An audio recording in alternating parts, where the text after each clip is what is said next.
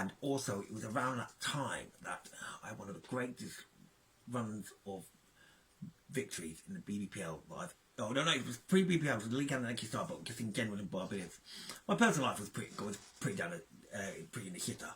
But I was alright because my football team were doing great with Suarez, and I went on a patch of from about September until Christmas, and I lost like 2 games during that entire period. I could always find a way to scratch out victory. And during this time, also, my brother got a big score, but he would always get. He was good, but he couldn't quite edge me. But dangerous player though, and then I noticed that like people were like they'd be just gunning to try and get a score on the high scoreboard. They weren't actually that fussed about actually winning the game. So that if they started off badly, they kind of like half give up halfway through the game and not play to their best. And it was just like I wasn't quite comfortable with that. I didn't I wasn't, it didn't feel right to me. Like winning's first, and if once you've won, then you can get it on a big score. That's all right, but winning should take priority. But it wasn't taking priority because people were taking crazy risks to get on the high scoreboard, and then when the risks didn't work out, they lose all their points by knocking over the black mushroom, and they lose the game. And it's just like, wow, so what? It was worth a go to get on the high scoreboard. It's just like, no, that's not. That's a chance game. That's not right. So I started bringing in a notepad. I just jotting down the scores of the games. There was no formal league at this time, but it was just me with a notepad, jotting down the scores, and so that I didn't know where it was going to go. I had no direct forward planning for it, but it was just it. But I just wanted to, because why I wanted, because basically I won low. I had a better winning record than most other people, but because they just like taking loads of risks trying to get a nice scoreboard, it made them look great. But I want people to know that I'm I'm a right player. And then one day we decided that we'll start a new season. And for that first season, we went for the book. It was by consensus that I was going to be I was a victor for that season.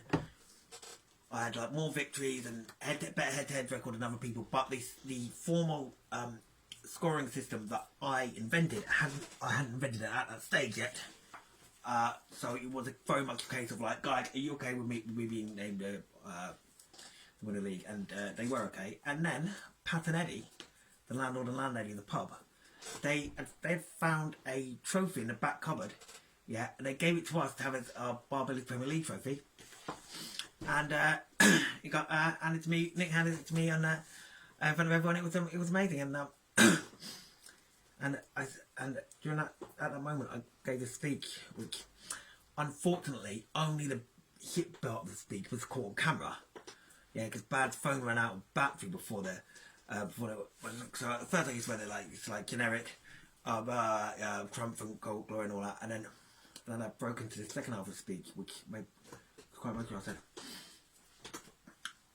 I was just like, this trophy, the only thing that gives this trophy value is because we give it value. The only reason the Barbados Premier League is important is because it's important to us. Yeah. And I would not be here if it wasn't for you guys. You guys have made this trophy worth winning. And it's because of you guys that I keep coming back this every week trying to win these games. You guys have made this what it is.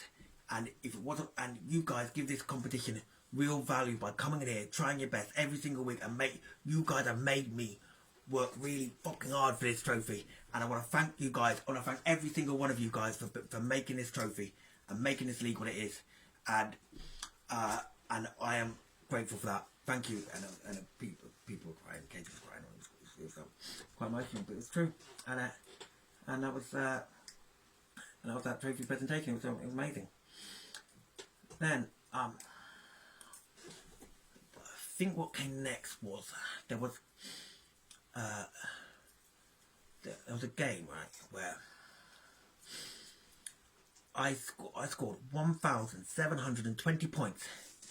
Not over the game, in a single turn. Right, one trip to the table, 1,720 points.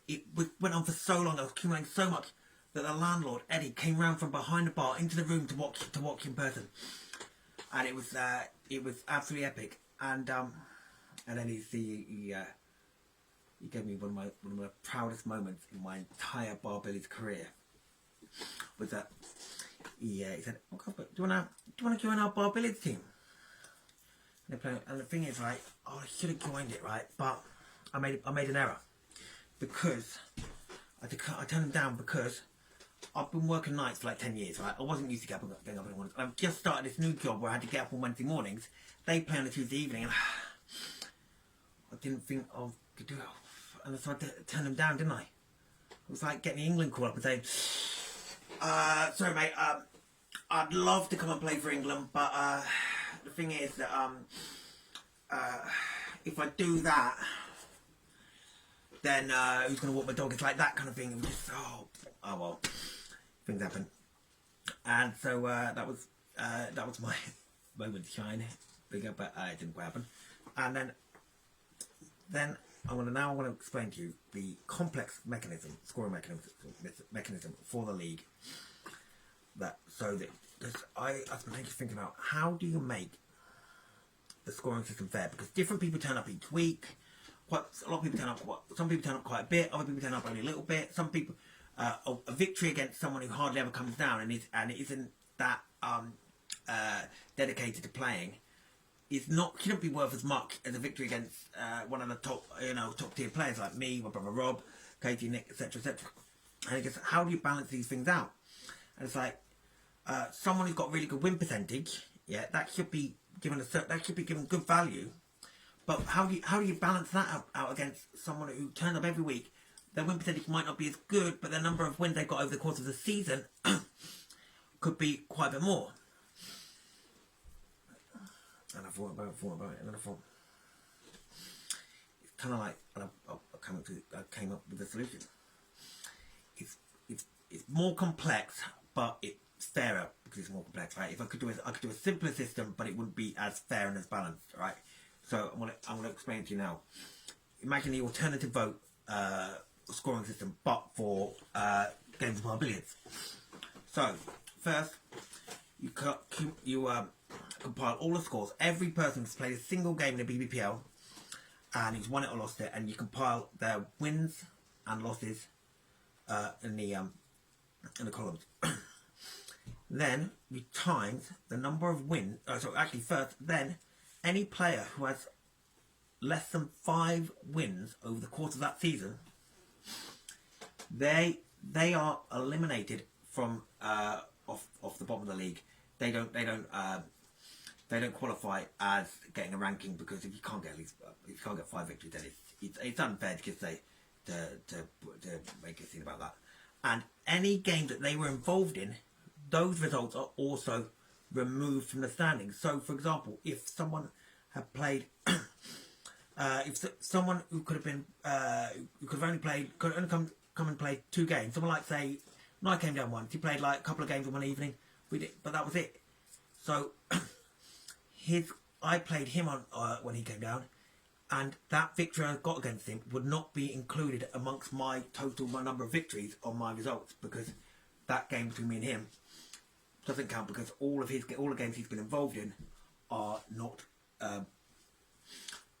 included from that moment on. Then you compile a new table. Wins times win percentage for all the players left, and the person with the lowest score in that at the bottom of that table. Let's say there's 8 people left in that table.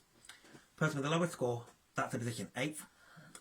Then you do a whole new table with the but that player who came 8th, all of the games that he was involved in are removed from consideration in the next formation of the league. So there'll be 7 players left.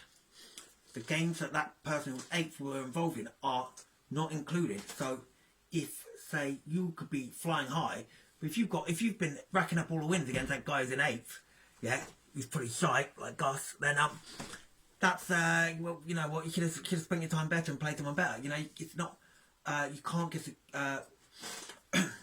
you can't just invest your time racking up wins against someone who's maybe just still learning the game fairly new. That's not fair, right? They should be playing people on their own level, and B, it's just a bit shitty, isn't it? Yeah, you want if you're in the top tier, you want to be playing against other people in the top tier, and not trying to pick on people who are brand new, and that this way you can't win a league by picking on people who are brand new, because I stick out for them. I stick up for them, and that's my role as president, and that's what I do. And so then you keep on doing that process until you get to the top 4 or 5 players. I think we started off. We did it 4 in the early seasons, but because increased numbers and a few more dedicated players, we were able to do 5. And in that top 4 or 5, that's a league in itself. And the person who's top of that league, if their score is over 20% more than the second place player, they have automatically won the league. Because if they're flying away with it, then it's not fair to put that into a playoff, best of 3 playoff, because it's, they're flown. If you can't get it that close enough in the league, it just wouldn't be right to have someone who scored who might have ended up with so one season, me and Rob, we had pretty much identical win percentage, but I played double the amount of wins as he had, but we were 1 and 2. Yeah, if it just wouldn't have been fair for Rob to get a chance to beat me in a one-off game when over the course of the season he was nowhere near. That wouldn't be right. And so it's the playoff best of 3 is only if the scores are tight at the end. And fortunately, in all but one season, they haven't been tight. I've absolutely blown it away. And so we're going to score this. Alright, the next thing. Then the seasons start in January until the Thursday before, or the Thursday before Beat Herder Festival, which is in June or July. And then they go from the beginning of September to the Thursday before Christmas. Time outside of that is pre-season. Now the pre-season is actually a bit of time to actually people play a bit more aggressive, play a little bit less pressure, and sometimes you can get some massive scores. At around this time, Katie Chalice on a pre-season, I think a winter pre-season, he scored an absolutely ginormous score. I can't remember, it was 2,240 or something like that. It was just absolutely epic. I had the top score at that time.